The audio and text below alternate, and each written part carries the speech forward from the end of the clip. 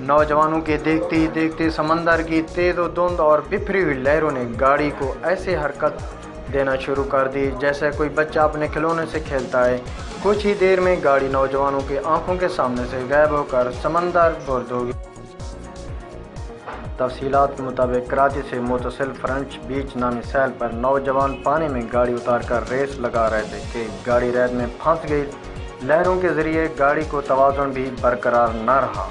नौजवानों ने गाड़ी को रेत से निकालने की जितनी कोशिश की वो इतना ही अंदर धंसती गई, यहाँ तक कि मुकम्मल तौर पर डूबने पर आ गई।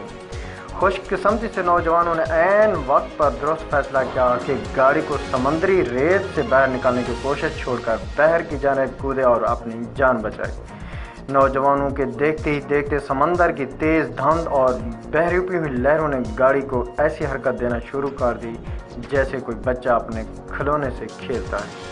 कुछ ही देर में गाड़ी नौजवानों के आंखों के सामने से गायब होकर समंदर बुर्द हो गई। मुजाहिद इकबाल, खोसा, आवर न्यूज़, देहरादून खान।